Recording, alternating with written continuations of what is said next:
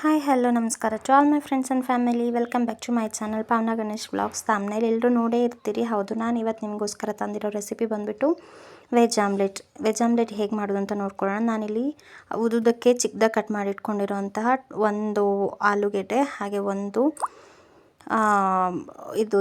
Onion, ಒಂದು carrot, ಹಾಗೆ ಚಿಕ್ಕದಾಗಿ ಕಟ್ ಮಾಡಿ ಇಟ್ಕೊಂಡಿದ್ದಂತಹ ಕೊತ್ತಂಬರಿ ಸೊಪ್ಪು, ಅದಕ್ಕೆ ಸ್ವಲ್ಪ ಕಾಳು ಮೆಣಸು ಪುಡಿ, 1 ಟೀ ಸ್ಪೂನಷ್ಟು ಅಚ್ಕಾರದ ಪುಡಿ, ಹಾಗೆ ಚಿಟಿಕೆಯಷ್ಟು ಅರಿಶಿನ ಪುಡಿ, ರುಚಿಗೆ ತಕ್ಕಷ್ಟು ಉಪ್ಪು ಹಾಕ್ಕೊಂಡು ಇದನ್ನು ನಾವು ಸ್ವಲ್ಪ ಮಿಕ್ಸ್ ಮಾಡ್ಕೊಳ್ಳೋಣ.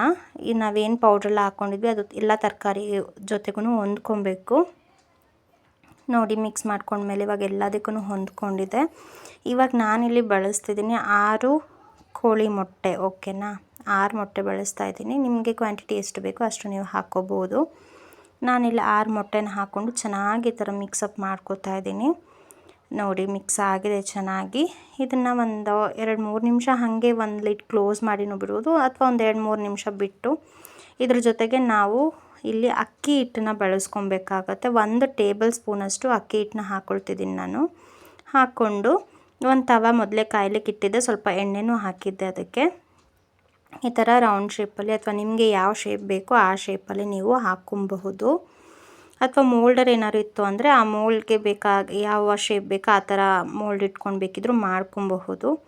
ಇಲ್ಲಿಗೆ ನಮ್ಮ ವೆಜ್ ಆಮ್ಲೆಟ್ ರೆಡಿ ಆಗಿದೆ ಫ್ರೆಂಡ್ಸ್. ಓಕೆ, ಟೇಸ್ಟ್ ಅಂತೂ ತುಂಬ ಚೆನ್ನಾಗಿತ್ತು. ಸ್ನ್ಯಾಕ್ಸಿಗೂ ಆಗುತ್ತೆ ಇದು, ಅಥವಾ ಡಿನ್ನರ್ ಅಥವಾ ಲಂಚ್ ಟೈಮಿಗೆ ಸೈಡ್ಸಿಗೂ ತುಂಬಾ ಟೇಸ್ಟಿಯಾಗಿತ್ತು.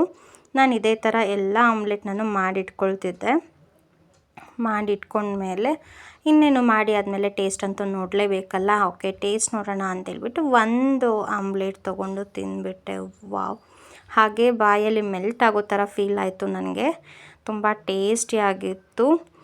ಖಂಡಿತ ಒಮ್ಮೆ ಟ್ರೈ ಮಾಡಿ. ಯಾರಿಗೆಲ್ಲ ರೆಸಿಪಿ ಇಷ್ಟ ಆಯಿತು ಪ್ಲೀಸ್ ಒಂದು ಶೇರ್ ಮಾಡಿ, ಲೈಕ್ ಮಾಡಿ, ಕಾಮೆಂಟ್ ಮಾಡಿ ಅಂತ ಹೇಳ್ತಿದ್ದೀನಿ. ಹಾಗೆ ಯಾರೆಲ್ಲ ಫಸ್ಟ್ ಟೈಮ್ ನನ್ನ ವಿಡಿಯೋ ನೋಡ್ತಿದ್ದೀರಿ ಪ್ಲೀಸ್ ಒಂದೇ ಒಂದು ಸಬ್ಸ್ಕ್ರೈಬ್ ಮಾಡಿ ಅಂತ ಕೇಳ್ಕೊಳ್ತಿದ್ದೀನಿ. ಬಾಯ್.